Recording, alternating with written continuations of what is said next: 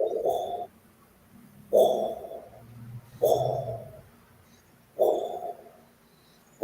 know what? Why are you doing that? What's up? What's up?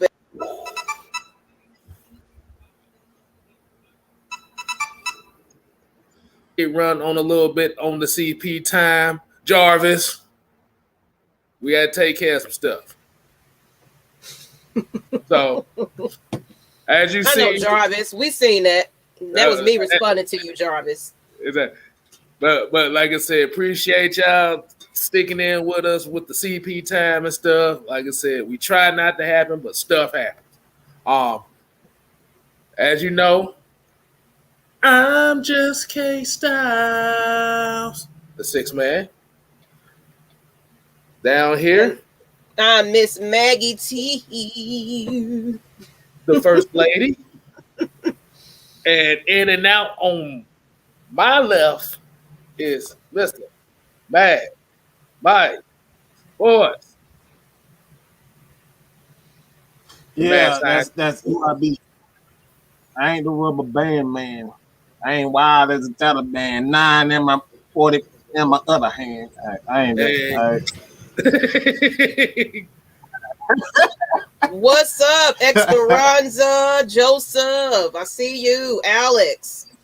Where you at? Myra said they started before we got here. I know. I see the comments already. They in here early.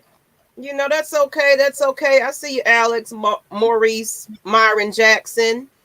I see y'all, ATM, Floyd. What's going on? How's y'all Friday evening going? Right before what is pretty much Good Friday, right before the Easter. I hope y'all have a good weekend. Enjoy time with family if you are religious and celebrate it. Some don't. So what's going on, people? How y'all? And yes, we late. All right. We late. Jarvis. God damn it, people. Hey. Are we clocking into you, sir? No. I got to do it like R-Truth. I'm like, my bad. My bad. Hey, look, you know what? We come when we come, but y'all happy when we here. How about that? Exactly. So take it. Ro, my brother Ro was good. Appreciate that, Pippin. Ro Jackson with the $9.99. Oh yes, $9.99. Appreciate y'all. And once again, for those that didn't watch last night's episode, we were having some audio issues. I know some people dropped off, but what we was trying to come in and say is we appreciate everybody that got AFN to 1K. So I just had to speak back on that again. What's up, Alex? Shout out. Thank you, sir. Thank you. Appreciate you guys. We are here trying to make some money. You know what I'm saying? What's going on? 1,000 subscribers. Appreciate y'all.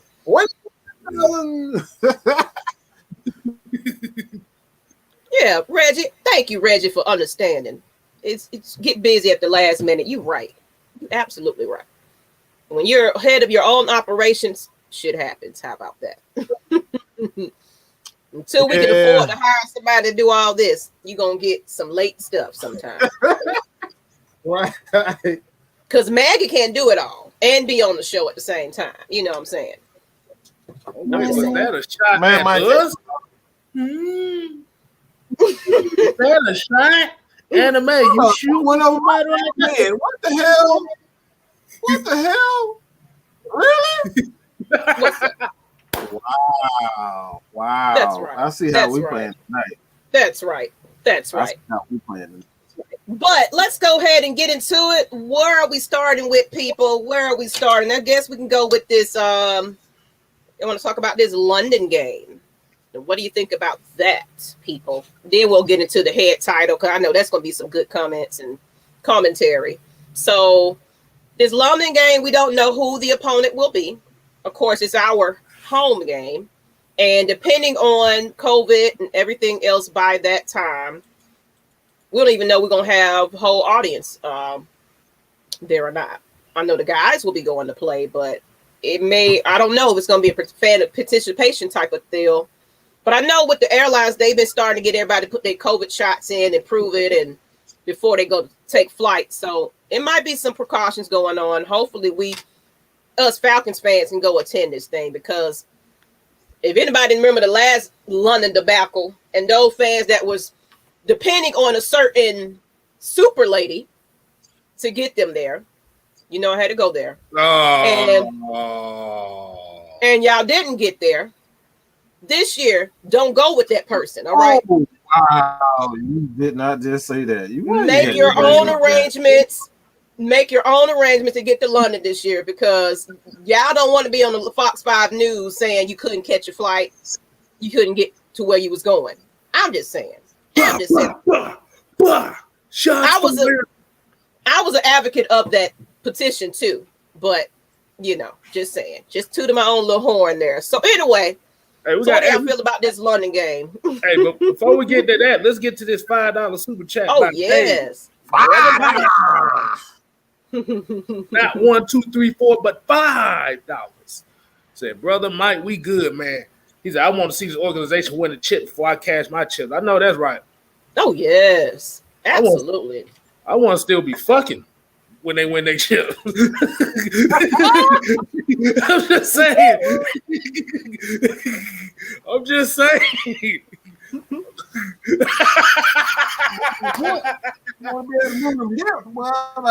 Exactly.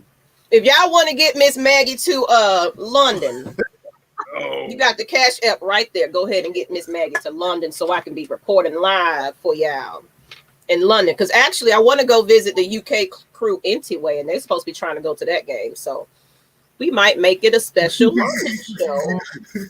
What do you know? What do you know? Hey, that's if we can get a hip step on that, we would definitely like to bring you some live footage from London. That's exactly what we would love to do, to be honest. Exactly.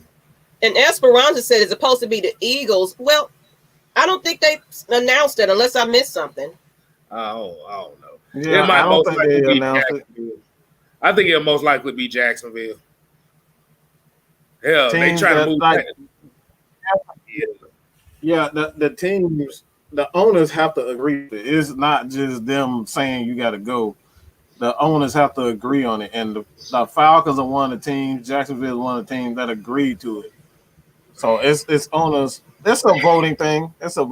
So you got to figure out who's going to come. What's going on, the nation? You can't see us. You need to refresh your screen. Probably get that refresh going. Technical difficulties. Oh, poor baby. But who is in the chat wants to go to this London game though? Put a chat. Who's going? So I know who to tailgate with. Who's going? I don't know. You never know. I want to go. I want to go. Hey, look, I ain't got no problem with it. I would love to see London, to be honest, man. Exactly. But I ain't got no London money. Only London I want to be. The only flight I want to take is to the couch at the TV and watching the game. Toxic Falcon said London, let's go. Okay. I know a couple of folks going. I would love to go. You don't think you'll make that one? Oh Lord, you catch this one. Joseph Method said, the only way I'm going is if you bring me in your suitcase, Miss Maggie. You know what?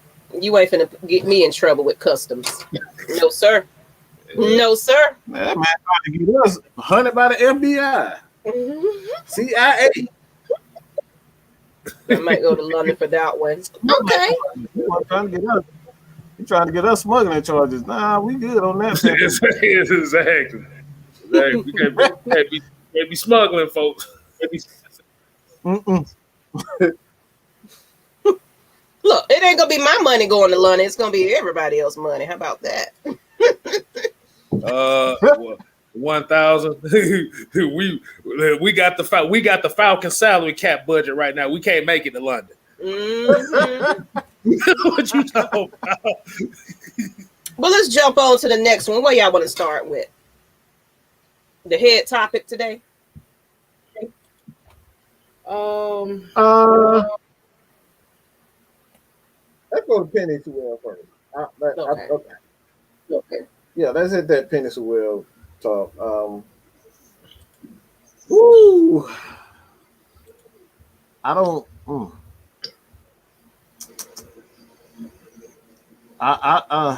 I'm having a hard time figuring out where. I don't know what to do. Like seriously, I don't know what to do. This is the first time I just don't know what to do. This is the first time that I don't know what to do when it comes to the Falcons, man. And we have Penei Sewell, like we have an offensive line, we have a good offensive coordinator, and Arthur Smith. But Penei Sewell, I don't know what the numbers. Anybody got the numbers for that? As far as what he did at the pro, No, I haven't seen anything yet. It's really kind of hard to see, but I only know they say he did 25 on the bench. That's the only thing I saw. It was like 25 on the bench. Okay, I see it. Oregon Penei Sewell just did 30 reps of 225 on the bench press at pro day. His official height 6'4", 331 pounds. Hands a 10-inch hand wingspan. Arm length 33, wingspan 80, and the dude is basically just doing. So he ran. I don't see the time. I don't think he ran the time on the 40, but 30 reps of 225. That's pretty damn strong for a guy 330 pounds, man. That's pretty damn strong. Period. That's a different month. They say his broad jump was like a 9 foot 1 inch. That's really damn good. Yeah, that's an athlete, he's man. strong on his feet. And you're right, Miss Asia. The draft is going to piss a lot of people off. And I saw you, the nation. We are not going to be 2-7. That is, you know how long that is. We are not going to do rounds 2 and 7. The most important portion of it is y'all reactions for that first round. Now, however we feel later on, maybe we might do some pop-ins. We'll see. Because, you know, that's going to be a long wait. So I know y'all don't want to sit here for 3 or 4 hours looking at us all day. Yeah, no, they won't see that. Antonio Holloway said he wants, who you want, Pitts and Sewell at the same time? Boy, you going to trade away the whole draft and next year's draft to get that wish right there. I ain't going to trade away get that, bro. Calm down, bro. Somebody else.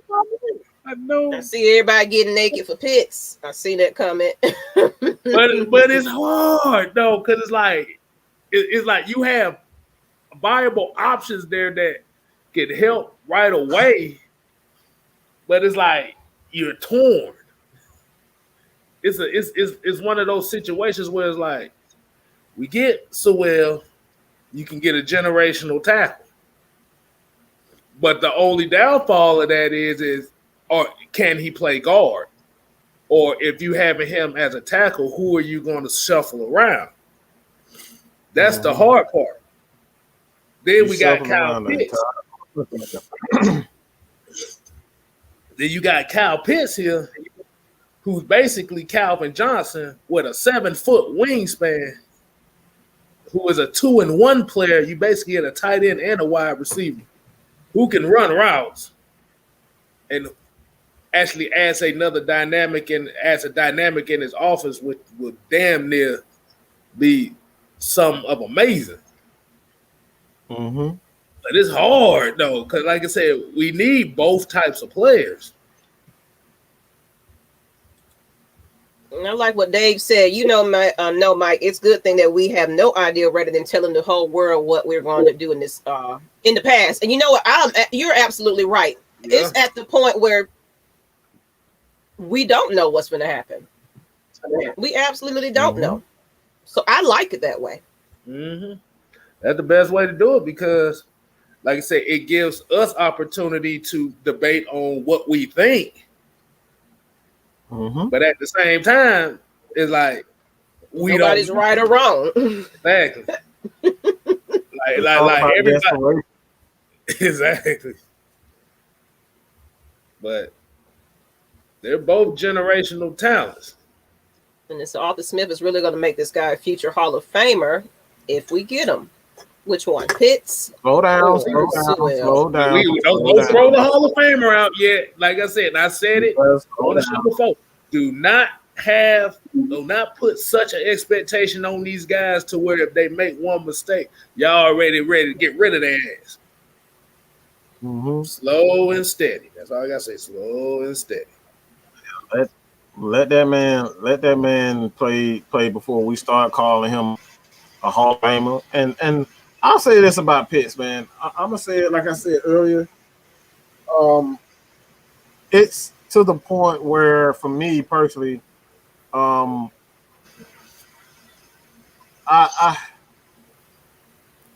it's hard for me to look anywhere else.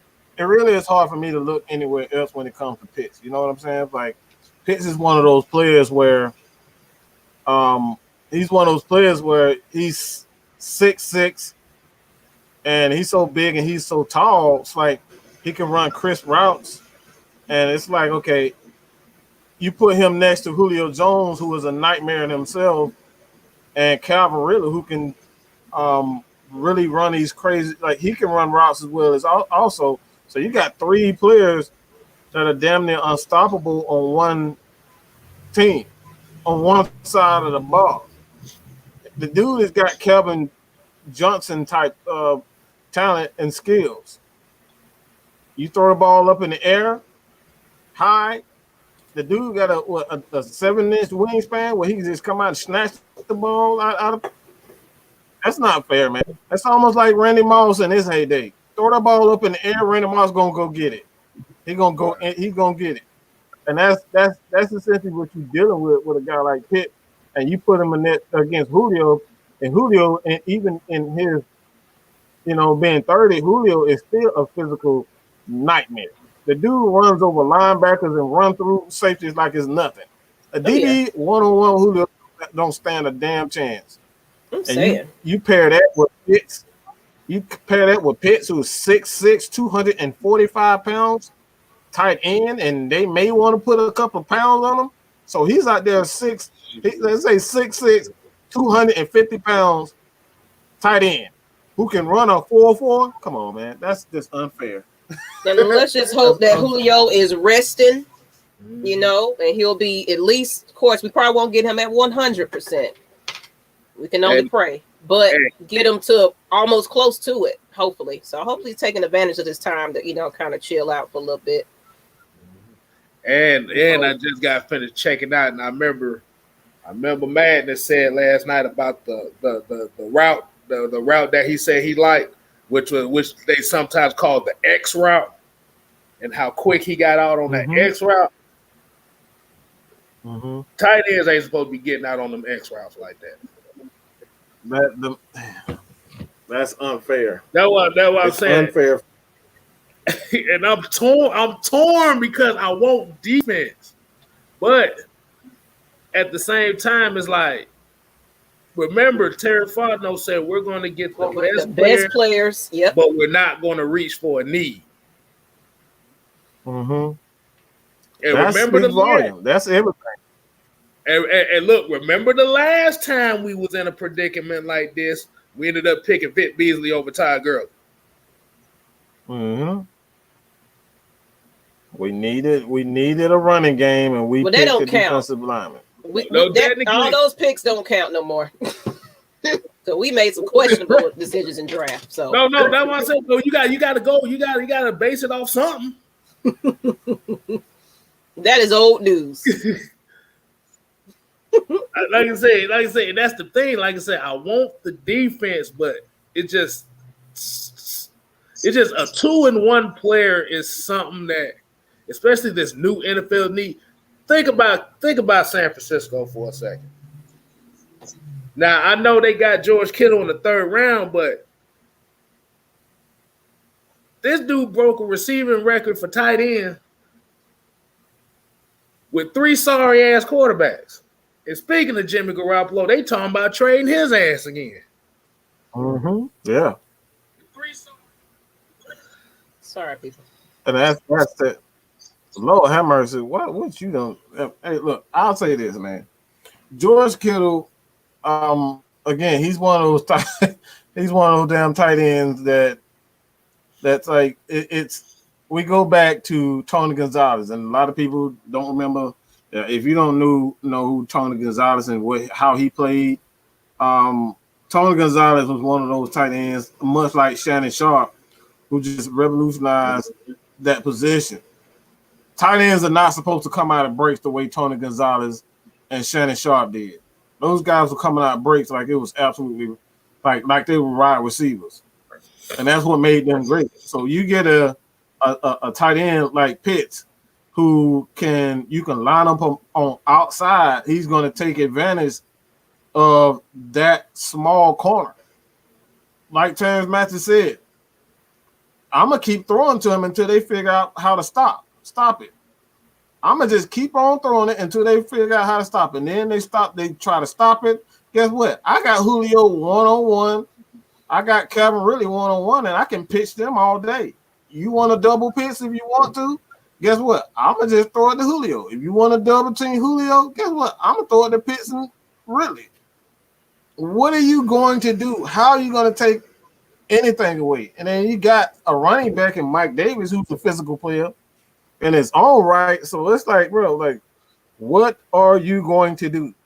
You're going to send a blitz, an all-out blitz on Matt Ryan? Because Matt Ryan is one, if not the best, and he's definitely top 3 when it comes down to throwing completion percentage and quarterback rating against the blitz. So, yeah, Matt Ryan may get hit, but he make big plays when those blitzes come. So your ass is grass either way it go.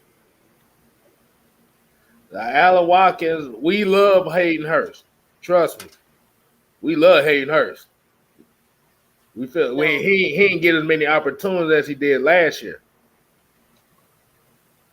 And Reggie asked, it said, all serious, do we believe the Falcons are going to keep the 4th pick? And we're going to keep answering this question. We don't know. We don't damn know. Can I do it right? Like, you want me to do it right? Mm-hmm. We don't damn know. We don't. Anything is up in the air right now. Clue. Yeah, like I said, Hayden Hurst, for as limited as they used him, was pretty damn good because he got 6-7 touchdowns in limited use.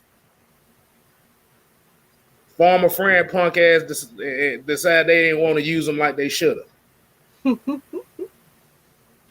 And Jarvis Johnson said it's a smoke screen to lure more picks. And it's a possibility too. It's a like possibility. We don't know that. We don't know what the hell you talking about. We don't know. If Terrence Matthews sit on the show and said they have doing a good job of or showing their hand, how the hell you know that this is a smoke screen? I don't know. You don't know. Terrence Matthews don't know. Nobody knows what the hell they doing. So we literally up here speculating. Who the hell saw us trading back into the first round to get Caleb McGarry? I guarantee nobody saw that coming. Oh, I damn sure see it. I thought he was nobody saw it coming. So I thought he was like the late second round pick anyway. Yes. So let's chill out with all this. Oh, it's a smoke screen. We don't have a damn clue what's going to happen. The NFL draft has always been that way. Grady Jarrett had a 2nd round grade on him. He fell to the 5th round. Yeah, 5th round. Yeah. Everybody thought A-Rod, Alex Rodriguez, but Aaron Rodgers. Everybody thought he was going to be a top 10 pick. He fell to the. We don't know who would have saw the damn trading away the whole draft for Ricky Williams.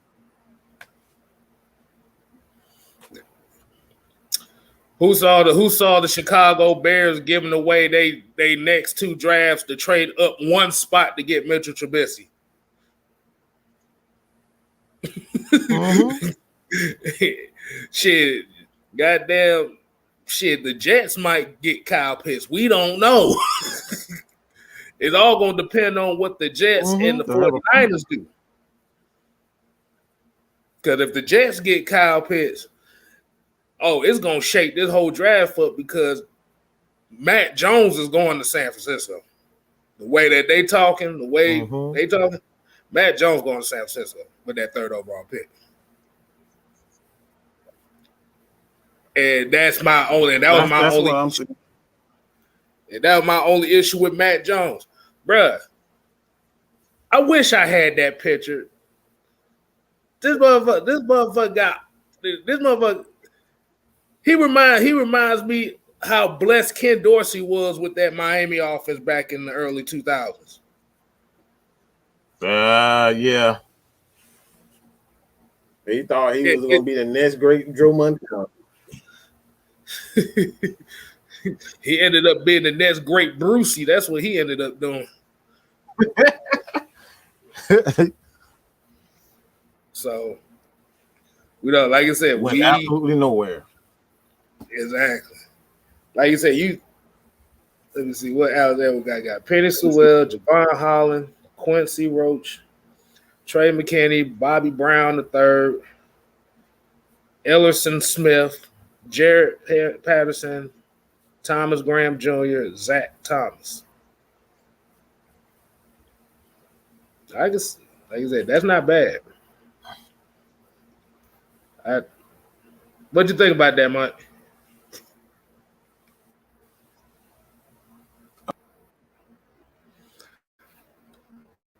Well,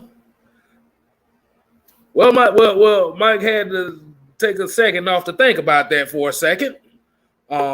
We don't have any commercial breaks, so like I said, I don't really know too many of them guys outside of really like the top maybe 4. I'll take a look at them, but like I said, that's definitely a good shot that you got there out. Nation says, hold on, what? Y'all really think you jump up to 3 for Matt Jones? Kyle Shanahan loves Matt Jones. Hold on.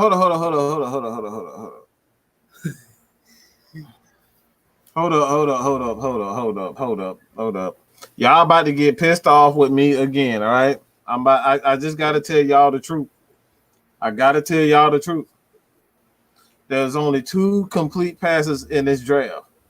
And I don't think this is a stretch of imagination at all. Let's be real. As talent, when you're drafting Justin Fields, you're drafting Justin Fields for his total body of work, what he's able to do with his legs and maybe what he'll be able to do with his arms. He's not a finished product when it comes down to making all the throws consistently. Okay? I don't give a damn about those long-ass throws that he was making against a depleted and defeated Clemson team that didn't have a lot of their offensive players, defensive players, and coaches. So let's get that shit straight.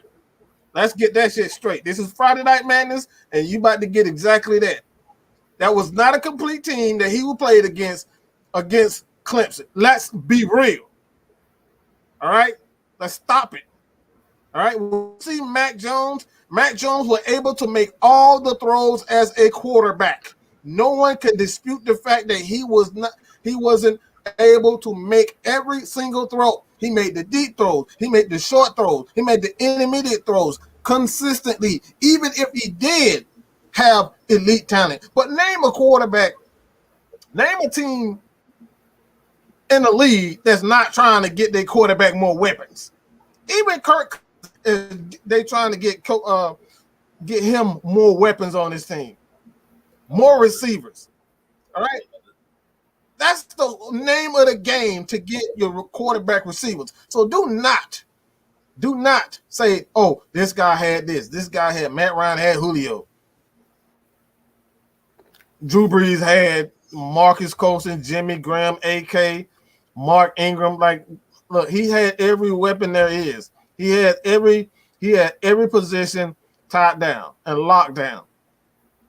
The same with Tom Brady. Tom Brady never lacked any weapons, but somehow everybody want to say that, oh, he had this player, he had that player. None of that shit matters. When you look at Mac,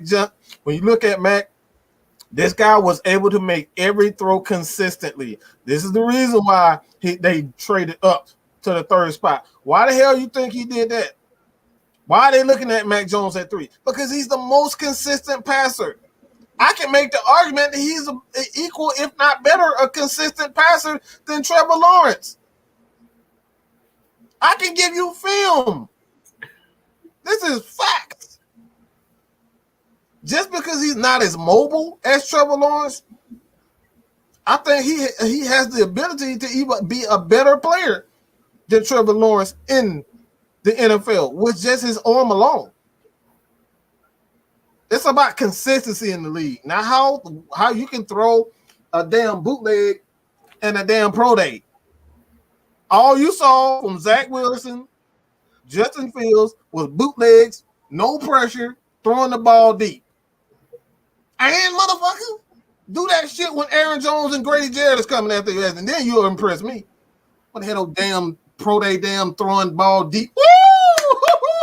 He threw the ball deep. Hey man, hey, you gotta get. Hey, I don't mean to interrupt you, but you gotta get the Frosty Falcon fan for this $10 super chat, man. You gotta give him some love on that one. Yeah, I blacked out for. Hey, look, hey, come back to earth. Okay. Woo. All right, now you can continue what you're doing. Right. Hey man, look, I'm gonna say this, man. Yeah, let's get to this super chat, man. How the hell you say that? Feisty Falcon. I appreciate it, man. Everything that you guys donate, and I want to just say this: everything that you guys donate is gonna go back into, it's gonna go back into the channel. And like I said, we're going to do some things real soon with giveaways. All right. So when you guys decide to, whether it's give us super chats or donate through Cash App directly to our Cash App, immediately it goes into the fund to help us with these giveaways so we can get back to you guys. All right. This is all about you. So this is everything we're doing. We're going to have multiple shows where we're going to have these after shows where you're going to have an ability and time on the show and be heard, be seen. That's what it's all about. So I appreciate the super chat, bro. I truly appreciate that. Okay. Yeah. So, like I said, I don't. So basically, a lot of people will probably say to you, and what a lot of them will say is, there was a lot of Justin Fields and Zach Wilson hate in their comments. But let me go ahead and say this.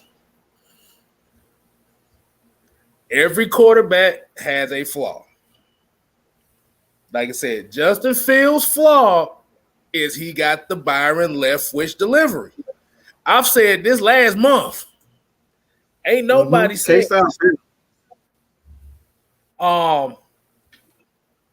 Like you said, can it get worked on? It can get worked on.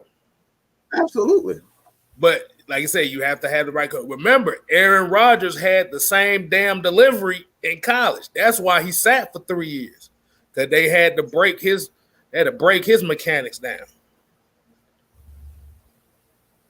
And I saw Esperanza's call talking about Jeff Sims for Jordan Taylor. Oh, bro, we got about 2.5 years, 2 to 3 years before we can think about that. Mm-hmm. Right. Jamel said that's really nitpicking. Hell, Zach Wilson just as bad. Zach Wilson maybe a little bit worse, to be honest with you. Hey, look, everybody want to ignore flaws and just want to say he throw the ball. Stop ignoring the flaws. We know Matt Ryan slow as hell. We know Matt Ryan can't run fast. Exactly. He doesn't have a rocket arm, but like you said, if you ignore it, and that's what any player in the NFL or in these drafts, if you ignore the flaws, see, the first thing you want to do is look at the flaws, right? Because now you know where the limitations is, so you can set your expectation right there. Like I said, with coaching, and like I said, with kind of sitting behind there. Like I said, once you see that maturation process, then you see the betterment. I'm not the only one that said that he got the Byron Leftwich release. There's plenty of people that can tell you that. Yeah. Like I said, Zach Wilson throws way more inconsistently than damn Justin Fields. He throws off his back foot more times than anything. Trevor Lawrence like to run people over. He gonna get his blonde hair blew the fuck up if he tried that in the NFL. Right. So, and let me add to that. Hold on. I want to finish this. I was saying that's not nitpicking. That is not nitpicking, because trust me, you think Nick is nitpicking from me, and this is I am Jamel. If you think that's nitpicking from me, imagine what these coaches are going to say. Like I said, a 50-yard bomb is nice. It's just the equivalent of a home run in baseball. That doesn't guarantee you success. As Braves fans, we remember Justin and B.J. Upton, Evan Gattis, Ryan Klesko, who couldn't do nothing but hit home runs. We ain't talking about that team. We talking about the Bomber Braves of 2014. Oh, okay. Right. Oh my! They hit home runs, but they led the league and they led the MLB in strikeouts for 4 years in a row. Wow! Yeah. Oh my God! I forgot about that. So that's not nitpicking. That is actually a good thing to see, because if coaches are going to see that delivery and he doesn't work on it, like I said, his success is going to go down, because you got to get that ball out like this. And that's exactly what I was saying. And Mike, and if y'all hadn't seen the show earlier with Mike and Twisted Torch, they explained it. Like I said, you have to get the ball out quick. And a half a second is Go ahead. No, I'm about to say, it takes a half a second between completing the pass and getting your ass blown up in the pocket. That's it. Like I said, the mobility. Like I said, because right now, as a young quarterback, he can rely on his athleticism. Like I said, that's fine when you're young. But once you get about year 3, your mechanics and all that is going to come into play more than your athleticism.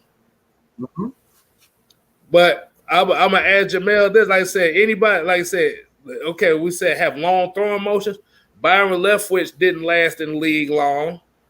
Tim Tebow didn't last in the league long. That's what I'm saying. Like I say, it just takes too much time. Because you think about it like this. So and I know Mike did it earlier, so I'm gonna do it like this. So if you got a guy that's bringing the ball down here, it didn't release it. It's basically a baseball release. It's basically baseball. So think about that. You going all the way around here to do that. Entire motion. That's too much. That's too much time. Yeah, Smiley creates. Yes, we talk about field. Like I said, can he be a good quarterback? Yes, he can be a good quarterback. Absolutely. Exactly. Ain't nobody shitting on. We ain't saying he sucks. We just saying there's things that he has to work on. There's things that all the quarterbacks have to work on. Ain't nobody perfect. Why do you think they teach you to hold the ball up like this? Why do you think that they teach you to get the ball up? It's 2 reasons. You never want to elongate it release. You want to make that throw as short as possible. Why? Because there's animals on the field like Grady Jarrett. Those animals on the field like Aaron Donald, Von Miller, Khalil Mack. When they come around that damn edge, all they're looking for are 2 things. They're looking to knock your ass clean the fuck out, and they're looking to strip that ball out. So if that ball is low, if that ball is down here, you already lost as a quarterback, because guess what? They don't even have to worry about the sack no more. Today's, all you do is knock the ball out of a quarterback's hand. That is called that right there is a sack. That's why it's called a strip sack. Right. Dwight Freeney pretty much he became synonymous with that. It's called a strip sack. All right, that's still a sack. He doesn't have to hit the quarterback anymore. You're making the defensive lineman jobs easier by holding the ball down here versus up here. So when he comes across that, when he comes to the quarterback, he has to be precise on where he chops the quarterback, because if he misses, guess what? He's going to hit the quarterback in the head, and he's going to draw a penalty. So if that ball is down here, you already eliminated the ability to get that. You already eliminated the ability to get hit in the head, to get that penalty. So quarterbacks want to keep the ball up to 2 things. They want to get the ball out quick, and they want to get that penalty. They want to get that penalty by getting hit in the head. So those are 2 things. So when you got that ball down here, you got to go all the way like this. And then you keep the ball up, or you got to go like this. A much quicker release. So these are the things. It's not nitpicking. These are the things as a quarterback coach. These are the things that they're trying to get you. They're trying to get you to. It's all about repetition. It's all about repetition. Like I said, being fast. Like I said, being a fast quarterback is fine. But let me give you an example. We just seen it the last 2 years. Lamar Jackson. Oh, yeah. I mean, like you said, your athleticism can definitely get you. Like I said, your athleticism is an advantage, but at the same time, you have to progress as a quarterback. And like I said, you see another, and there's another here. Like I said, we throw Mitchell Trubisky sorry ass in here. Yeah, he's another one. Mm-hmm. And Justin Fields is way better than Mitchell Trubisky. I'll give you that right there.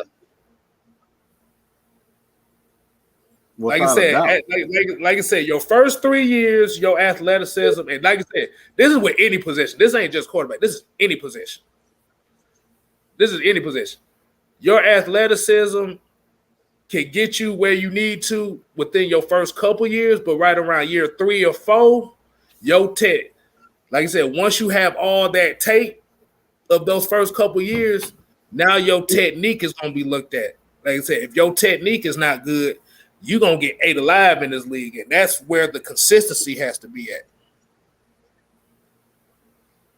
I want to address this. I want to address this comment. It's like this is what I hear all the damn time. I hear this so much, and I get so frustrated and angry when I hear this.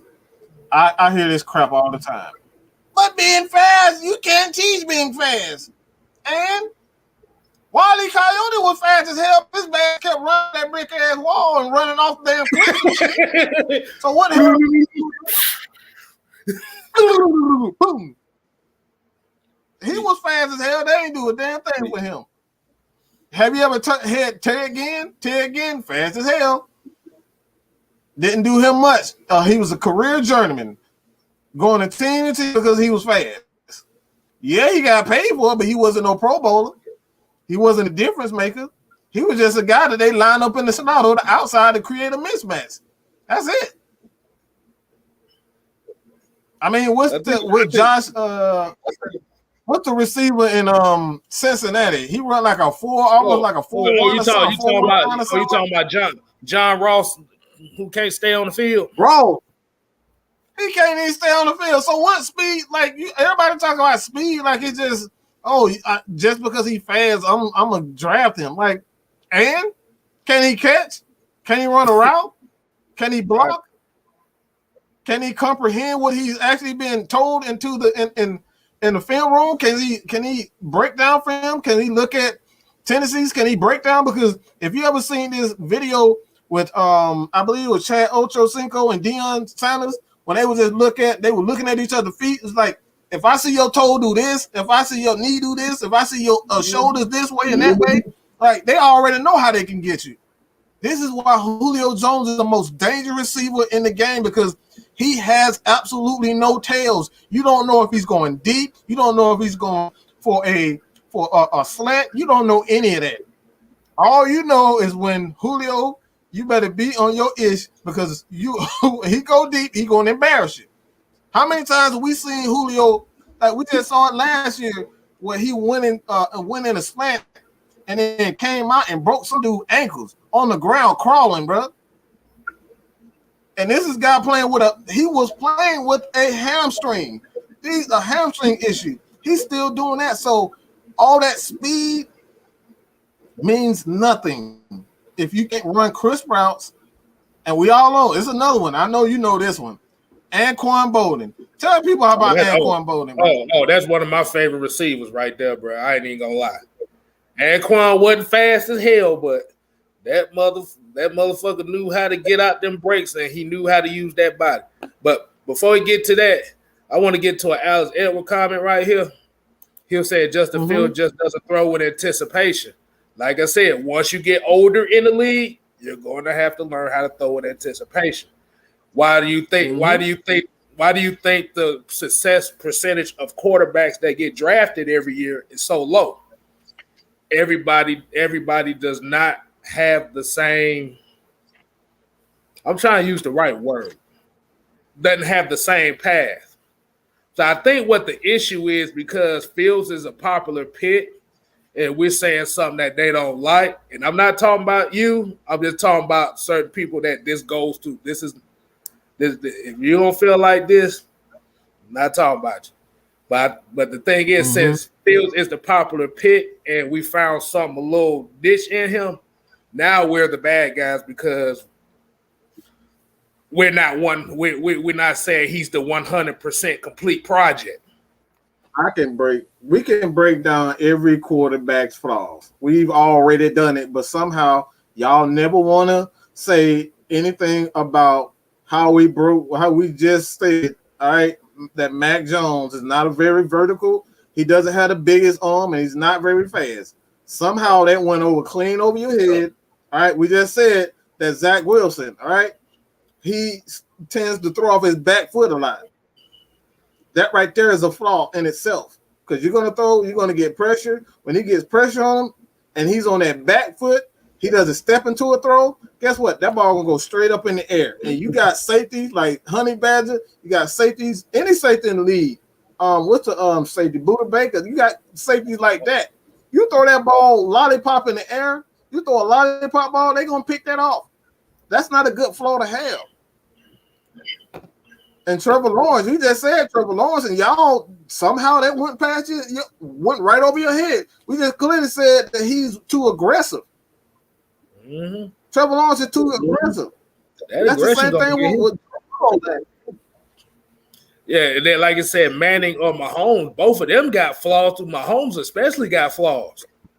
Even though he got the arm of the gods, if you actually look at the way he holds the ball, well, you hit him on his pinky, he's letting that thing go because he hold that shit way too high. That's why he rolls out a lot, because he ain't trying to get. If he gets hit, even just a small tidge on that arm, that ball is coming out. Like Mahomes is uncommitted, and Peyton Manning he's the duck master, but he knows how to throw with anticipation.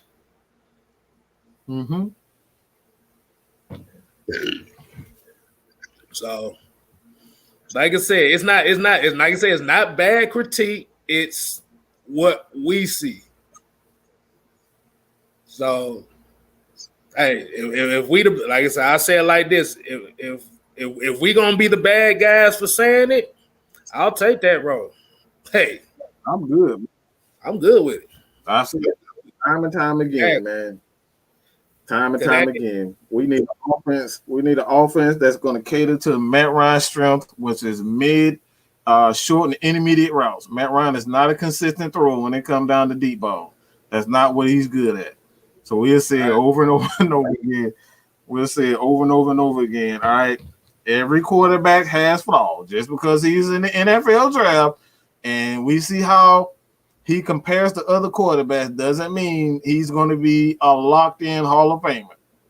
I just want you guys to know that. Right. Like I said, it is like I said, we go and at the end of the day, coaching matters. It's going to depend on what system these quarterbacks get into and the coaches that bring them up. That's the bottom line right there. Because if you ain't got the right coaches to help bring these guys up along, you're gonna get a lot of bust. Absolutely. And you're gonna get and this is another thing. This is what I wanted to add on to Kstlyz. Like I wanted to add this part, and this is something that you as a coach have to understand the types of quarterback, the type of quarterback you have, because you don't want to be out here like there's a, for instance, like if you are an offensive coordinator and most of your guys on the offense are guys that can run deep balls, and you don't have a bunch of guys that can get open and underneath routes, but your quarterback is one of those quarterbacks that he has a short, he got a long release. But your receivers, they don't have a ton of speed, but they can get open fast. So if you don't have a quarterback that can get that ball out of his hands fast, guess what? By the time the defense catch up to the receiver, he's neck and neck with that slow receiver. And that ball isn't out of his hand. That's what makes Tom Brady so great. He doesn't have a big hand. He doesn't have a big arm. He gets the ball out quick. So those slow receivers like Edelman, those guys are not fast at all. Gronk is not fast at all. What happens there is he gets the ball out quick when they are open. It's about timing. When they are open, can you get that ball out quick and precise? So if you got a guy like Justin Fields who can't see that quickly, that this guy is open and he can't get the ball out fast, guess what? It doesn't matter. Because nine times out of 10, that defensive back or that linebacker is going to get up, and you got these defensive linemen 6'6", 6'8" now. They're gonna do this. They waiting on it. That's all they doing. They just waiting on it, putting their hand up, waiting for the ball to come out. It's all about time. You cannot come back. You can't do anything about a quick release. It's nothing. It's once you has a quick release and you get that ball out, Drew Brees is so great for years. Got that ball out quick. You cannot defend a quick release. It's nothing you can do about a quick release unless you have a perfect defense. You got a defensive line that can get after a quarterback from the middle of the field.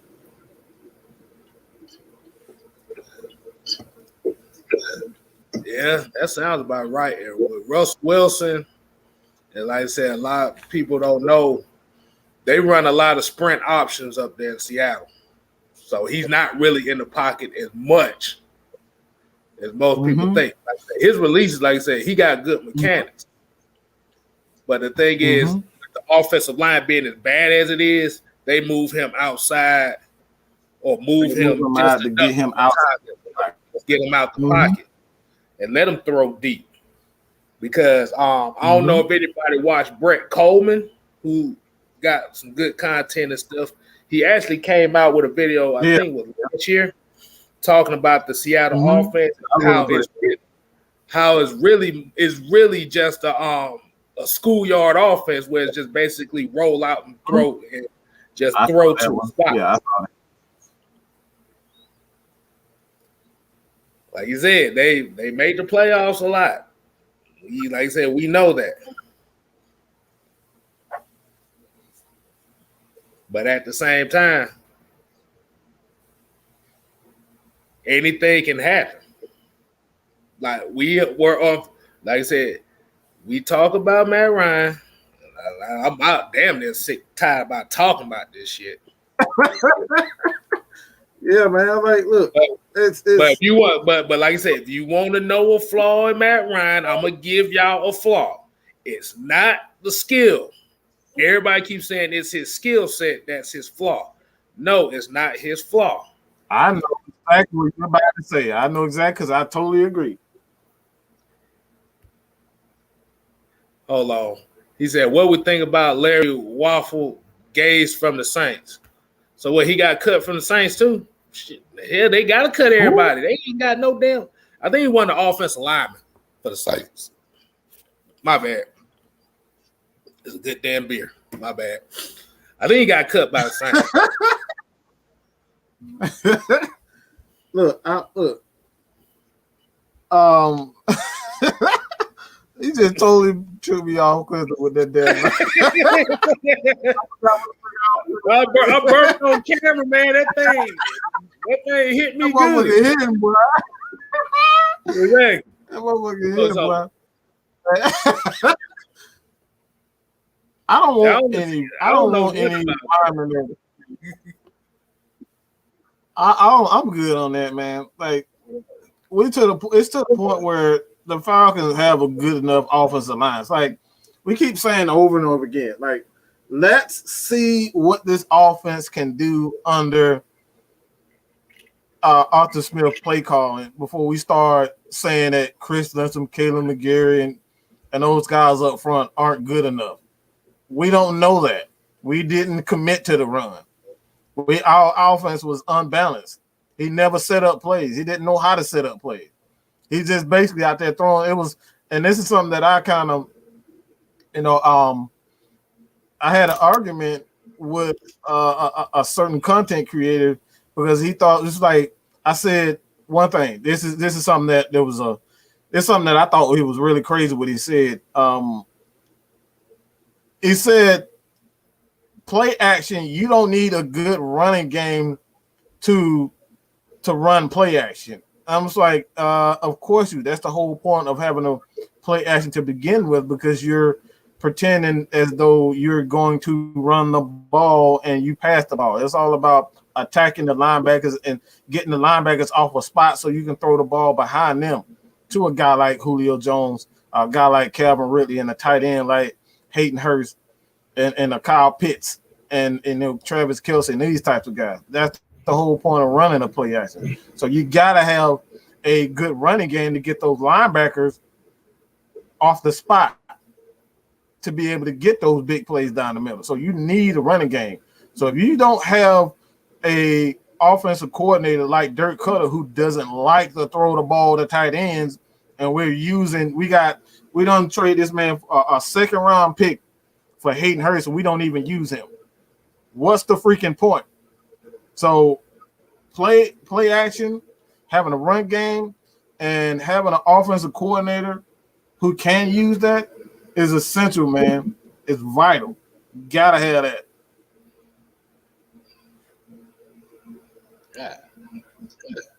Damn, that's a lot of sacks. No, but my bad. I was looking at something. So Smiley Create says, so y'all don't think we need a quarterback even if he sits a couple years? My issue would be is man, with, hold on. I want to get this. I'm no more quarterback. We ain't talking about no more damn quarterbacks. No more fucking quarterback talk. Hold on, let me get this one point out the way. The thing is, are you gonna have? So I'm tired of this damn quarterback. Let's talk about a goddamn tackle or something. Hey, we gotta get back to this Penei Sewell thing. But the only thing I say to him is, are you gonna have a patience for that quarterback to sit a couple years? Hell no. So you know, once Matt Ryan throw that one incomplete pass, y'all gonna be having pitchforks and picket signs outside of Mercedes-Benz Stadium talking about get rid of Matt Ryan if he throws one incomplete pass. But they're definitely gonna get a quarterback in the draft. What if the damn picks that y'all right now ain't no damn good? You ever thought about that? Because Cleveland Browns been doing it for 20 years. They've been waiting for a quarterback for 20 years. It took them 30 years to get a damn quarterback. And you talk about preparing for the future. What if the motherfucker sucks? What if he damn sorry? You giving away Julio and like I said, hindsight is 2020 at the end of the day. Hindsight is 2020. It's absolutely insane. See the thing about prepare for the future. See the Jesus like, Christ. Like you said, you're going to get a quarterback in the draft. But the hindsight is 2020. See what the issue, everybody wants the good side, but not think of the bad side. Yes. The reason we look at the bad side first is because we know, okay, this is where the foundation is, and build up to the good side. You gotta build a foundation first. You gotta have the foundation right. Michael Vick had everything that he needed when he was drafted. Why we can't understand that?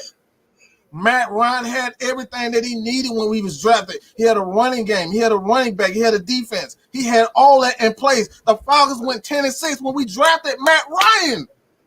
Why are we forgetting this? Yeah. Why are we forgetting? And like you said, the hindsight is 2020 as well. And I'm going to use this as an example. Remember the Michael Vick draft? When they swapped picks with San Diego, remember who they got in that draft that year? Mike? Do you remember who they got in that draft that year? Their first two picks that year that the Falcons traded for Michael Vick. I don't know if anybody remember two players' names that San Diego drafted. LaDainian Tomlinson and Drew Brees. Yep. Like I said, hindsight is 2020. Yeah, you got Michael Vick, but you gave, like I said, you possibly could have had Drew Brees and LaDainian Tomlinson. So hindsight is 2020. So that's all I'm gonna say. It's 10 years later. It's 10 years later. We've been waiting 60 years for a great quarterback. Talking about this 10 years later. How about you want to wait another 60 years for another Matt Ryan? Hell no, I don't. Bro, I don't even know if I'm alive. Bro, they just had a statistic that said that the Jets and the Chicago Bears ain't had a 4,000-yard passer in over 30 years. They said Jay Cutler had the best passing season in Chicago Bears history. Y'all want to go down that route? Woo! Man, we be trying to give away players. I'm tired of giving away Hall of Famers like Deion Sanders. I'm tired of giving away Brett Favre. I'm tired of it, bro. I'm sick of it. I'm tired of Hall of Famers winning, going. They leave and then win, and they win championships. I'm sick of it. I don't want to give away any more players. We don't need this. We gave away one of the greatest quarterbacks of all time. He was a Falcon.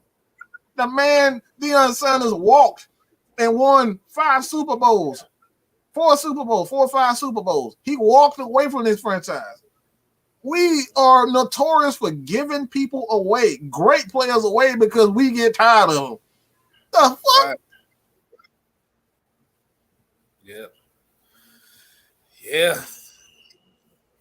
That, like I said, we can't have that. We cannot have that. Like you said, and remember, if y'all ain't watched the Terrence Mathis interview, if you ain't watched the Jamal Anderson interview, they basically said the same thing. Like I said, you don't treat these Atlanta Falcon greats with respect for what they've done. Like I said, it's at the end of the day. Like I said, that's really where the karma is for this Falcon team, is that they don't treat their good players with respect, and the fans don't treat the players they got with respect. And if this ain't you, we're not talking about you. We talking about the vast majority. The Atlanta media don't respect the players on the team. They don't. If they don't sell tickets, like the thing is, if it's one of those cases where if they're not in commercials or nothing like that, the majority of the fans don't give a fuck about the players if they're not in commercials. I mean, who saw that whack ass damn? I don't even know if it came out, but that whack ass damn space. What the hell, Space Jam? LeBron James. Who the hell want to see that? I wonder what the hell they gonna do with this. I don't know how the hell they gonna do that. Don't nobody care about no LeBron. He's just popular. That's it. It's all about popularity. We're gonna put him on in a damn movie so we can sell more tickets. Hold on. We're gonna hit this question right here. He said, right, it said Shanahan takes Pitts just to tick Atlanta off. Then who is the second choice? Well, so far the only people I've heard they interview right now is Kyle Pitts and Penei Sewell. So, I mean, I wouldn't be hurt by it. I wouldn't be hurt by it. It really didn't bother me, to be honest. If he takes it, but my thing is, and like I said, this is what I personally do. Like I said, if Atlanta won't Pitts, okay, let's use this draft scenario as a scenario here. Number 1 overall pick, Trevor Lawrence. Me personally, I think they're gonna get Zach Wilson, but Trevor Lawrence. Number 2, the Jets get Kyle Pitts. Number 3, 49ers get Penei Sewell. Now, if you're not comfortable with getting a quarterback in that spot, like I said, now if you want to take a chance with a quarterback there, like I said, that's fine. That's a scenario. But me personally, I need players that need to make impact now. Not 2 years from now, not 3 years from now. I need them to make it now. Because the reality is the reason why the Matt Ryan contract thing is tricky because by the restructure, you'd have moved all the cap hit back to the next 2 or 3 years. So if you cut or trade him, like I said, I'm going to use the Aaron Rodgers situation right now in Green Bay. If they cut or trade Aaron Rodgers, that's going to count 40. I think they said at the minimum it was like $39.6 million in dead cap money. If you trade Matt Ryan or you cut Matt Ryan within the next 2 years, you're looking at a cap hit of about $42 million. I'm not paying nobody $42 million to not play for me. I'm good on that one, dog. So I like so that was saying because I'm looking at it as a new regime. You need to make an immediate impact. Like I said, quarterback is a possibility, but like I said, if I want to make an immediate impact, I must get somebody that's going to bring something to the table for this season. Has to be an impactful player for this. You got to be an impactful player right away. Like I say, it can't be a project with you because the first pick is literally going to tell you what this regime is going to be about. If they take a quarterback, it's letting everybody know that this regime is really looking for success the next 3 or 4 years. If you get a Sewell or a Pitts, you're trying to get that success now. So it's just about making a statement. Hold on, wait a minute. It's also tell them how damn dumb they is. If you restructure Matt Ryan contract and get you even more cap depth, and then you draft a quarterback and you can barely afford any damn free agents, and you draft a quarterback and then you add to depth. Like That just tell them we already screwed the fuck up before we even get started. Y'all done screwed up our future before we get started if you draft a quarterback. Yeah. Think about it like this. Even more cap. Yeah. Think about it like this. What if you can't afford the rookie quarterback and Matt Ryan? Now your guys like AJ Terrell that everybody loves so much, you can't afford them. Chris Lindstrom, you might not be able to afford him. So, like you said, you have to look at all the possibilities. You just can't look at the scenario that you want and think that's the only solution. You got to look at everything. Mm-hmm. And that's the biggest difference between success and failure in these, especially in a position like that. You have to look at all the possibilities, not just one. Because damn San Francisco talking about they want a first round pick for Jimmy Garoppolo. Who the fuck gonna give a first round pick for that? Madden, they didn't get one on Madden. Madden probably won't even give your ass a first pick for him. Right. But let's get some. Let's see what kind of questions we got. Hold on. He said, what Dominic Marsh said, draft edge rusher, cornerback, running back, or wide receiver, not quarterback in the first round. I don't even necessarily think they got to get receiver in the first round. I mean, really, Pitts is not really a necessity.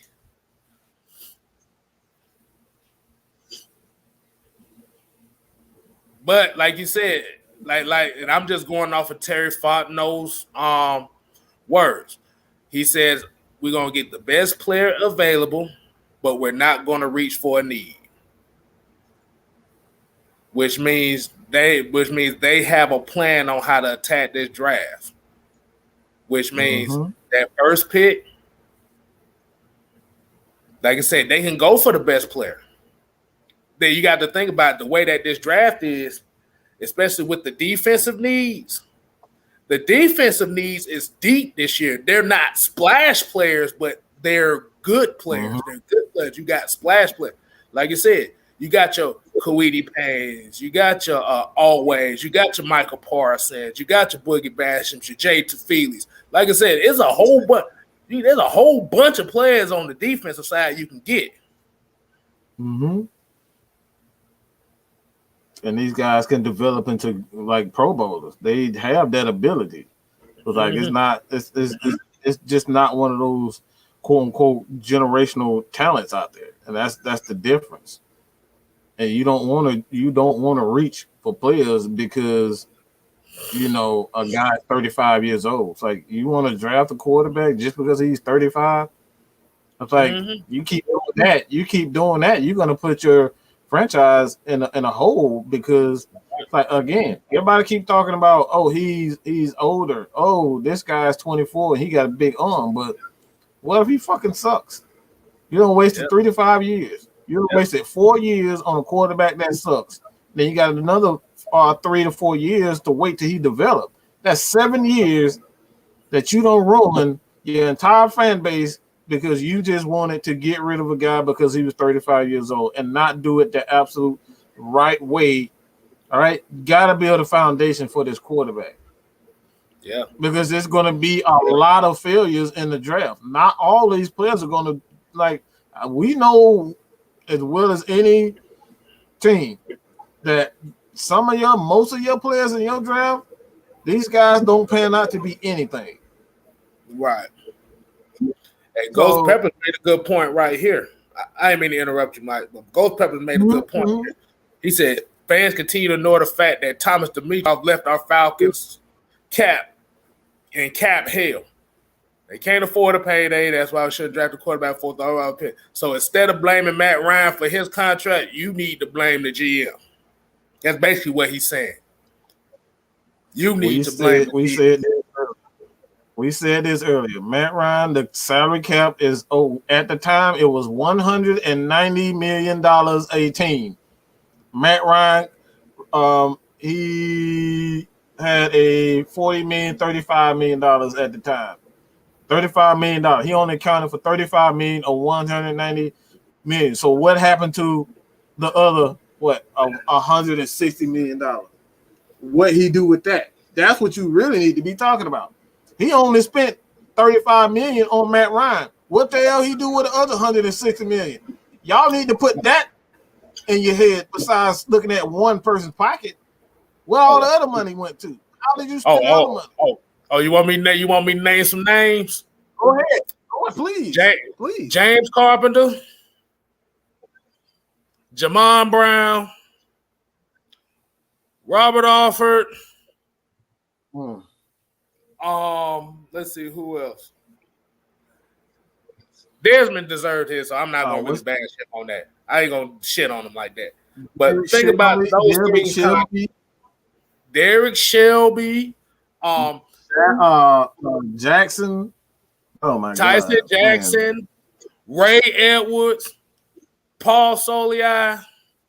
Like I said, you got Duke Riley. Y'all forgot about that name too. Yeah. Dave Allen all that money, and he played like an absolute scrub. So you wasted money on Ricardo Allen too. Another one here, Devontae Freeman.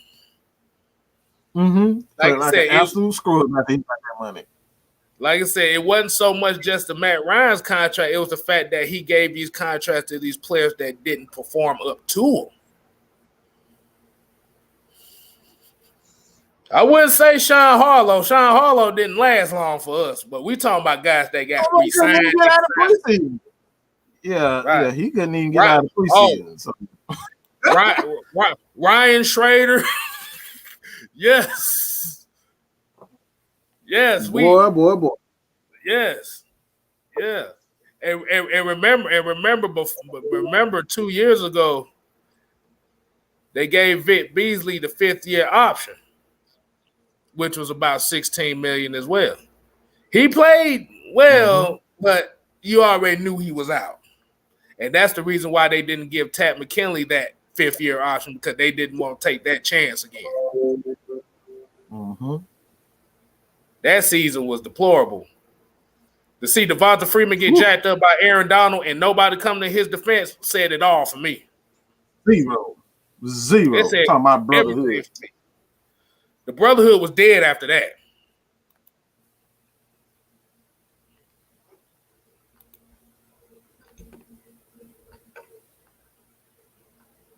I mean, they gave Robert Alford $38 million. Come on, man, $38 million.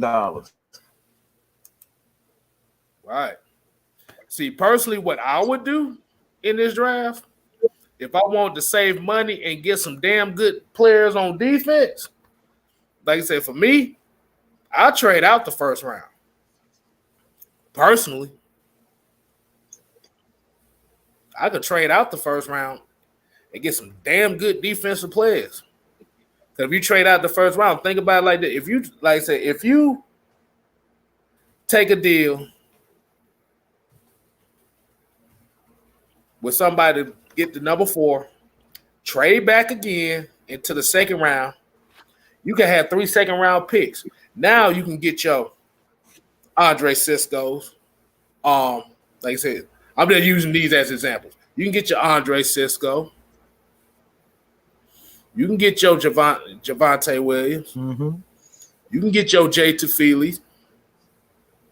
Or you can get Andre Cisco, Richie Grant, or you can get the best damn edge rush you can get right there. And guess what? Out of those 3 second-round picks will equal up to that 1 4th overall pick right there.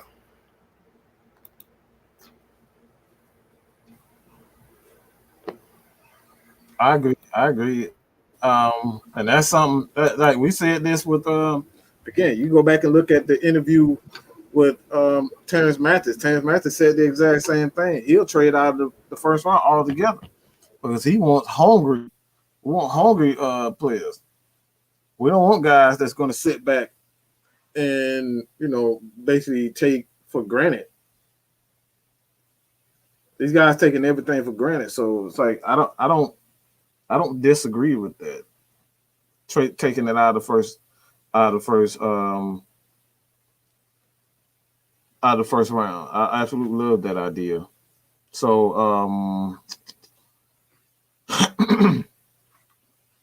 gonna look at. Okay, where's another question? Y'all think Gregory Rousseau will fall out of the first round? I don't know. I don't think so. There has been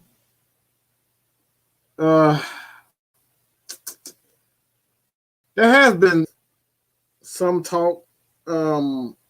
I just think the guy's just too big. I think when you look at Gregory Rousseau, man, I think Gregory Rousseau is one of those players that are just he has everything that you need. Like what you need in a defensive lineman.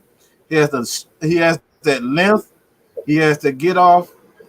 He has a good first step, and he's long.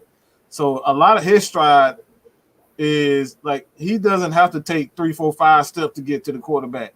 He's that long where he's 6'6". He can get around. He can get around the edge with a couple of moves, and he can grab the quarterback with just his long ass freaking arms. And that's something that you can't teach. So if you can teach him the proper way to utilize his arm length and his size, I don't think you risk taking him outside of the first round. Maybe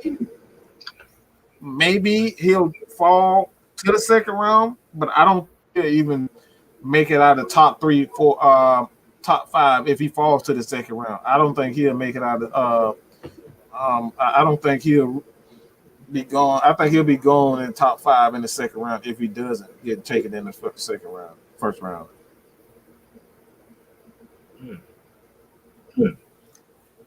Yeah, man. I like that. Say guys look like they aren't serious about football. Yeah, that's a possibility. But I'm just looking at it says that, like I said, it says everybody uses Tom Brady as kind of like the prototype on how teams are built around the quarterback. Think about it. That's how New England they draft for so long. It's like they may have had maybe 4 or 5 first round picks in 20 years. They always traded out their first round. They always built they always built talent around Tom Brady. They always built talent around Rob Gronkowski. So they always had defensive linemen and offensive linemen coming in. So when they needed a superstar, all they would have to do is give up a few first round picks for a guy like Stephon Gilmore. They got a superstar on defense now. So all they do from that point on, it's like they got to build around a superstar. That's what people realize. Like once you get a superstar and a player you can depend on, all you need to do is just build around him until he can't damn play no more. Why we always want to find the next superstar? You got 2 superstars on the team. You got a superstar in Grady Jarrett. Just build around them. We ain't got to get rid of them every time we get a new toy. Right. All right, the real said here, he was like, thanks for doing these shows. National News ignore the Falcons. Appreciate you guys for keeping us updated. Hell, the only time I done heard the Falcons on any type of TV this last month and a half is when Shannon Sharp said, if the Falcons take picks, like Irene, that's the last time I heard Fox Sports 1 mention anything about the Falcons since the Super Bowl. That's absolutely sad. They don't talk about us. That's the reason why we have the show. That's reason why we are, Atlanta Falcons Nation. We give you the news, all the latest updates, whether it's big or small. You're gonna get here, Atlanta Falcons Nation. So go ahead, hit those subscribe button, man. Support us, man. If you want to give, like you said, if you want to donate even 50 cents, $1, everything goes into helping us create a place where we can be, talked about. Like they don't talk about us.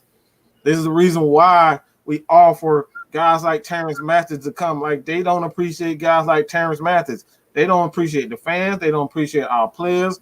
So guess what? Atlanta Falcons Nation is going to be that place where we're going to see old legends like Terrence Mathis come in, Jamal Anderson, Chuck Smith, where Chuck Smith is doing his damn thing. Look, this is the shit that really pisses me off, and excuse my language, but this is the crap that pisses me off.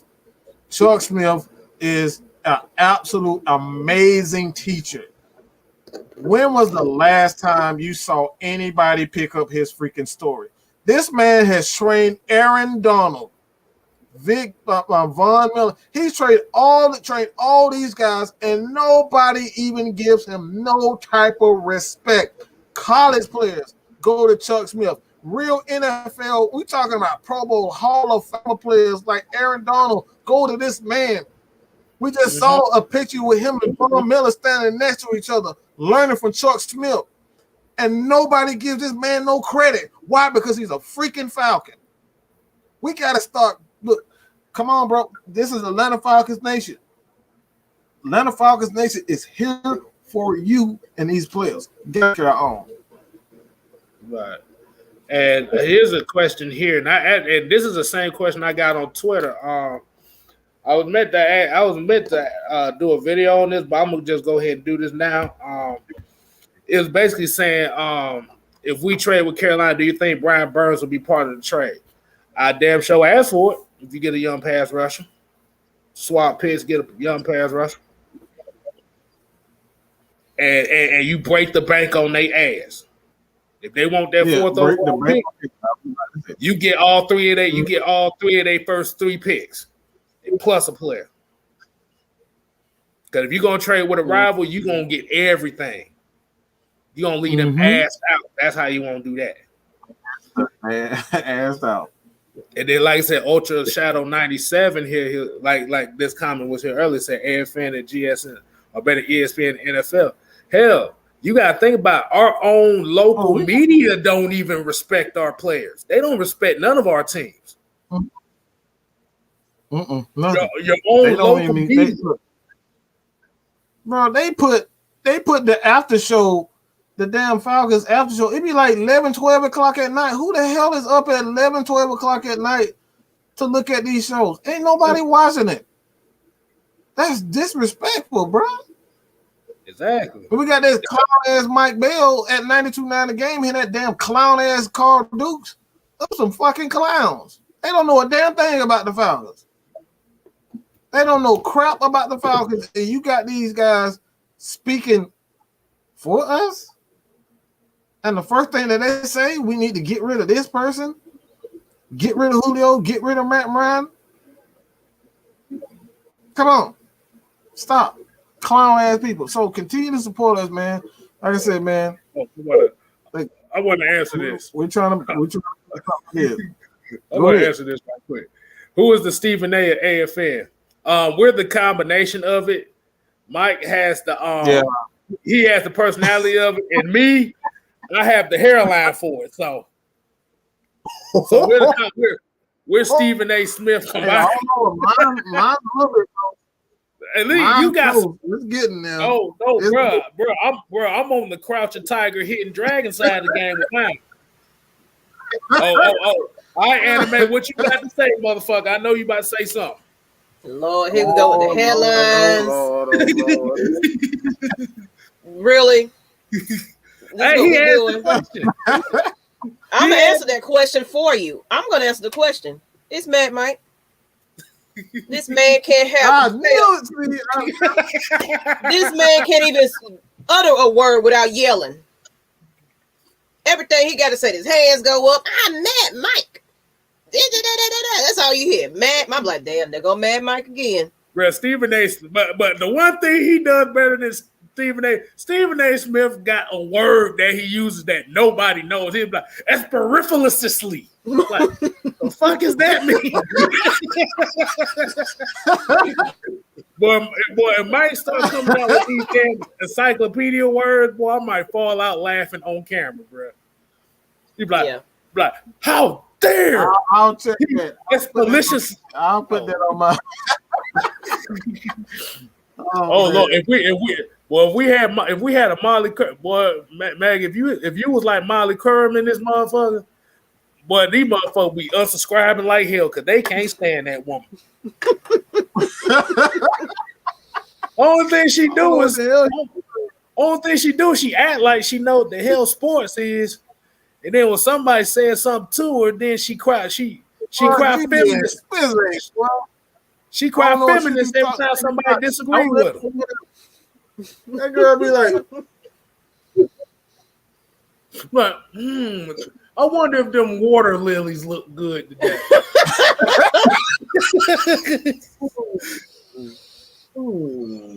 That's what she be. She's like, oh yeah. Oh, by the way, we did like, bro. Were you paying attention to anything?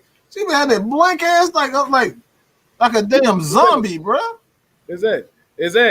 Like I said, if you disagree with her, she's gonna call the Me Too movement on your ass. Basically, that's how that goes. So that's why they don't say nothing to her. That's why I don't say nothing to her. They just let her talk and be like, whatever. You done? You done? Oh my. We know you got Jalen Rose by the ball, so you done? Blasphemous. What you, Jarvis?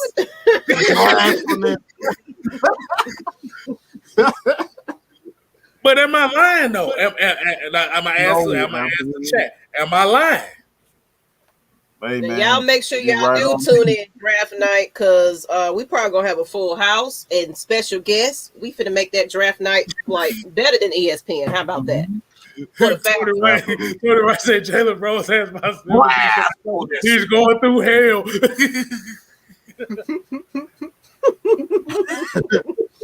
Don't let the AJC get a hold of this motherfucker, boy, because they can't stand the Falcons. Yeah. If it ain't the Georgia Bulldogs, don't nobody else matter in the state of Georgia. Yeah, because me trying to report the news and stuff for like the Hawks, it's hard to find. Like, I mean, of course you got to sit there and watch it, but any type of media content for the Hawks is typically down to just maybe one or two sources for the most part. Like, we ain't getting no kind of love, especially we ain't winning right about now. It was, we was hyped when we was starting that little winning streak, but a little bit after that, no. I told you I told you the thing is that they like the newest twerk video on Instagram and Facebook. That's how their mentality is. Oh, she can do that. Oh, let me go ahead and follow her. Oh, wait, she can do that better. Let me go follow. That's all that is. That's all it is. Like I said, and I think what a lot of the Atlanta fans need, they just need a platform that's gonna give it to you. Give their opinions, and that's what we do. We give our opinions that have facts, but at the same time, like I said, we want your opinions to show your opinions because at the end of the day, this is barbershop talk. This is barbershop talk. And like I said, we make each other better as fans and as the credit. We make each other better. Like I said, y'all have facts that we don't know, and we may have facts that you don't know. Yes, and telling Molly got LeVar Ball off of ESPN. I remember that.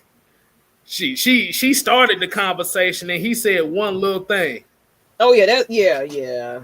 See, the thing is, she was mad that LeVar Ball was a brother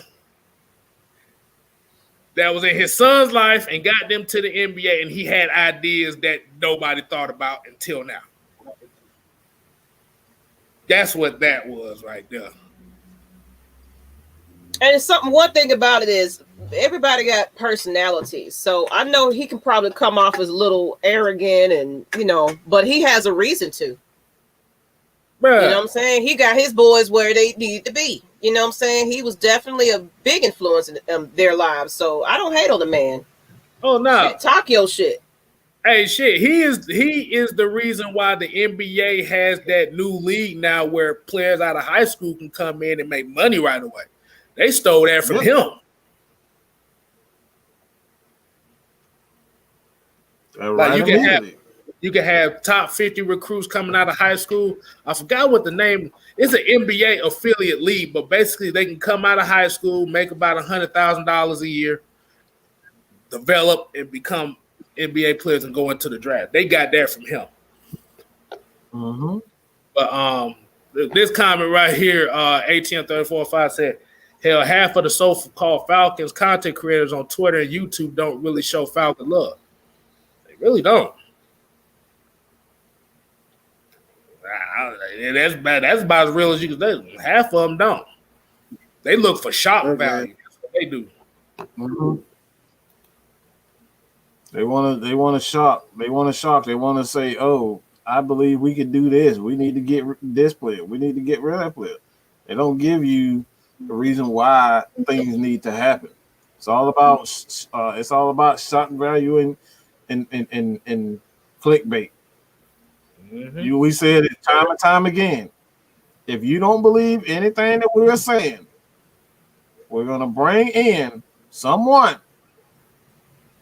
from other platforms or NFL players to give you the absolute honest truth. And almost everyone has stated exactly everything that we've said. I'm not saying I'm the smartest motherfucker alive, even though I think I am. I think I am the smartest motherfucker alive. I think I am that. I think I am that damn smart. All right, but I'm not saying that I am. I think.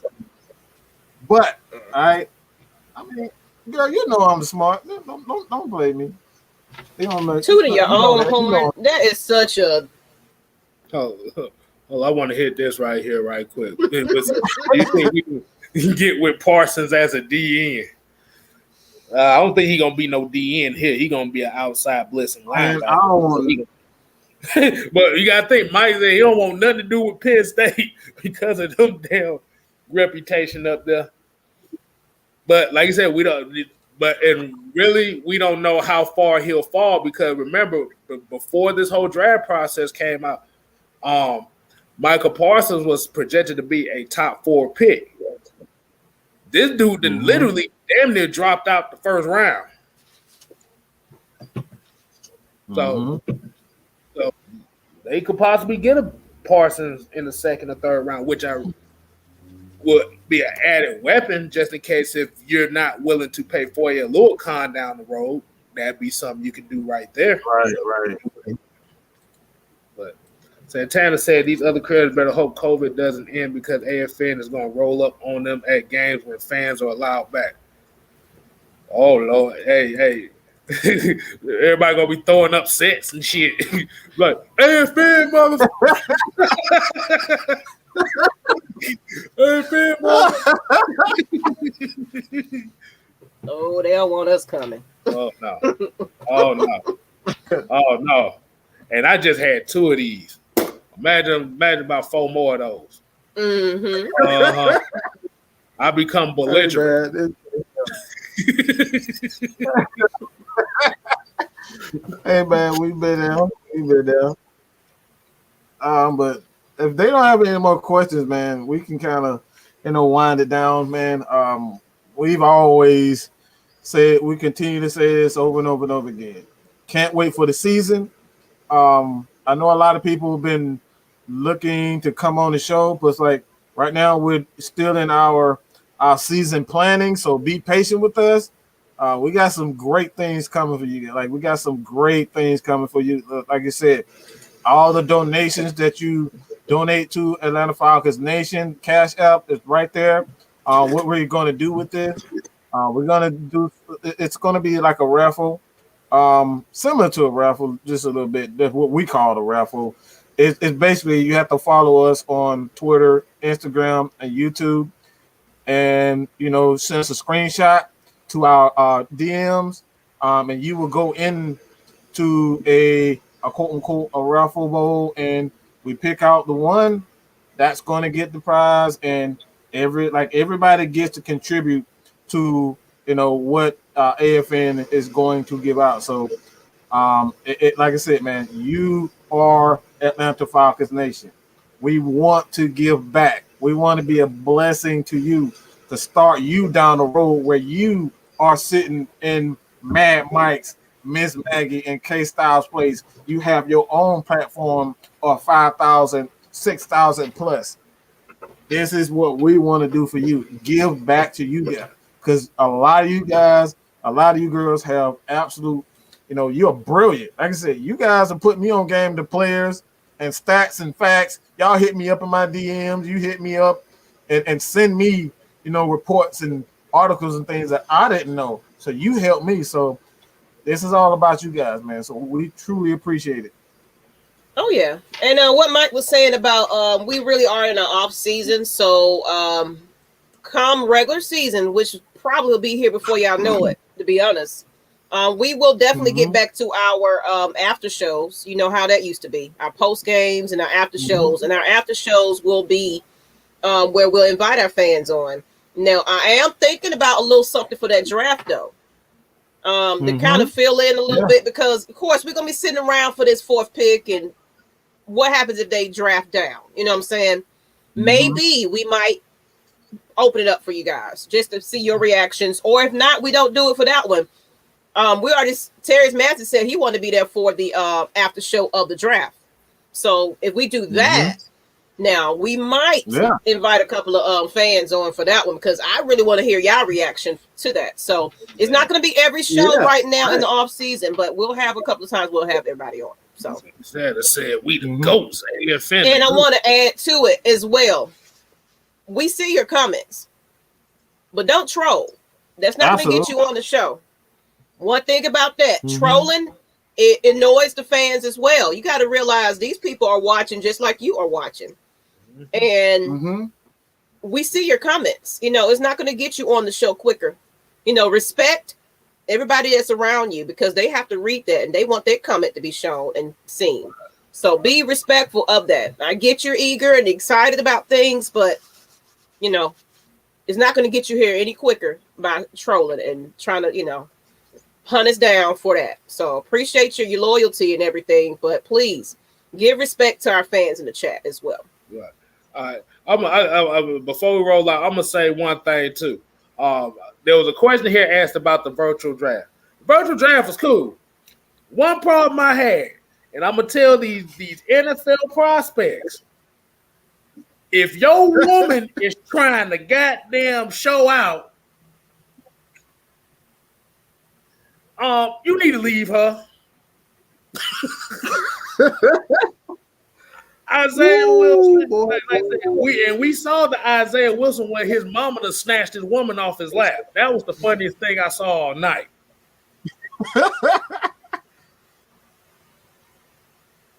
CD Lamb gave his woman the pimp slap stare of doom when she tried to take him phone. We don't need to see that this year. Please. No. Please talk to your family. Have it planned out to where, okay, you can celebrate with you getting picked. That's fine. But don't let these people take your shine. If I get with somebody that's a football player, you darn right be right there on the corner. Just, make sure I get my little shine in. They like, look at Miss Maggie sitting up there. But of course, I ain't gonna be in his spotlight. I'm gonna let him have his moment, but we're gonna make sure we have a big embrace. The only people that get to be in the spotlight is the parents that's there, because they put them kids through all that football training to get to I'm being there somewhere, a leg or something, shaking something. I'm getting my prime time. Because what we found out, and I don't know if y'all remember this story. They was talking about CD Lamb's girl, right? You remember when she had the phone and then he snatched the phone off her and he had the buck teeth looking at her, look, looking like Chris Rock and shit. Right. This is what he said. Everybody didn't know that used to be Trae Young's girlfriend. She hopped off of Trae Young to get to that motherfucker. Yep, I know that.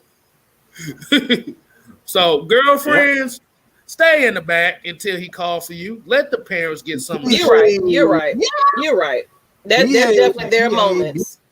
They raised that boy, and they respectfully get that moment. I definitely get it. So the girls after the time, the girlfriends that's gonna be there ain't gonna be there anyway after the fact. Exactly. They gonna get that heat. They think they gonna get that. They gonna get their first check and then bounce on his ass. Hold on, Reggie came with a stupid one already. He said, "Don't do the virtual draft from your side chick crib." This is not Lucky Change, goddamn. This is not Lucky Change.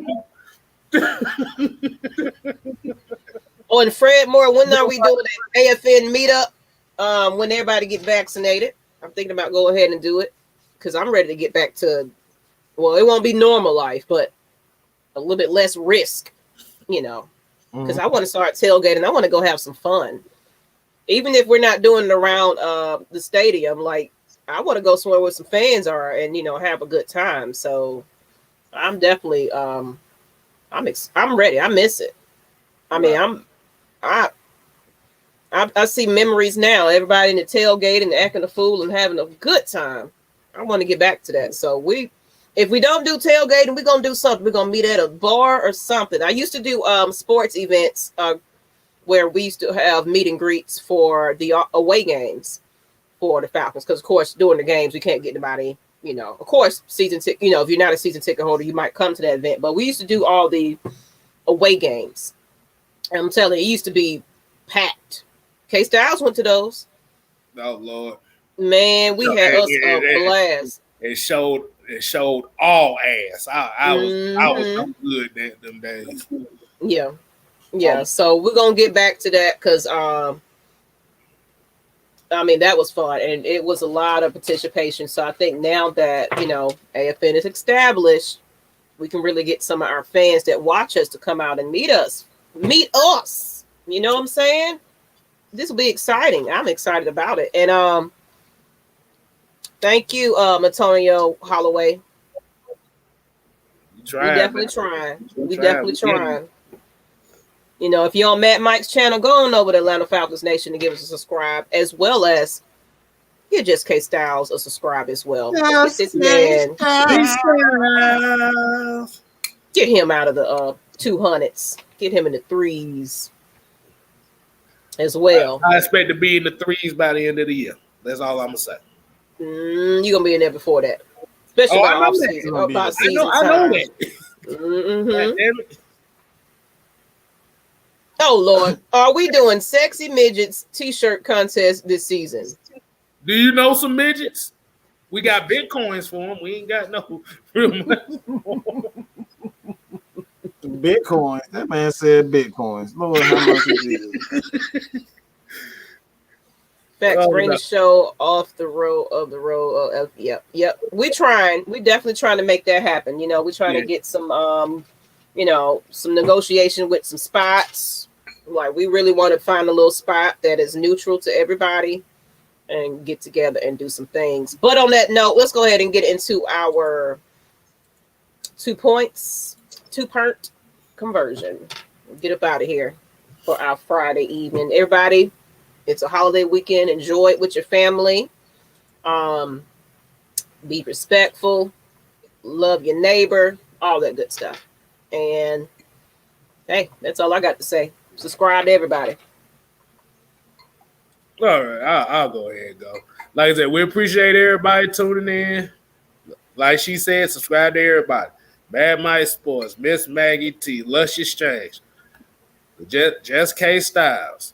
Like I said, we doing this thing for a while now, and like I said, we appreciate everybody that watches our shows and stuff every week. Like I said, Atlanta Falcons Nation is not just us. It is y'all that tune in and watch and comment at the same time. Now, my 2-point conversion is going to be something on the light note today. And I kind of find it ironic that it is Easter Sunday, April 4th. We have a versus battle on Sunday, April 4th. Oh, that I'm going to be watching my ass. Wow. Oh, I forgot about that. Kstlyz? We got the Isley Brothers and Earth, Wind, and Fire. Now, I said, ain't that ironic that you had 2 groups who made baby making music on a holiday of fertility. Why do you always come up with these weird ass? Like, what's wrong with you? Why do you always come up with the Bro, weird do you know? shit? Do you know the real term of Easter is the goddess of fertility? It ain't no damn bunny. It's the goddess of fertility. I know that. Exactly. I'm But just trying to think figure out about why it. the hell you be thinking about that type of stuff. I told you these folk don't really want to know what goes on in here. Oh my goodness. Yeah, like I said, you Boy. gonna have. So I wonder who gonna be the versus babies this year. There's gonna be some versus babies coming on. Lord have mercy. Hey, I'm just stating the I obvious. give I'm just stating the obvious. Think about it. Earth, Wind, and Fire had some baby making music. Reasons. In the Stone, etc. Ozzy Brothers got Between the Sheets, For the Love of You, Footsteps in the Dark, Contagious. All right. You tell me ain't nobody. Yeah.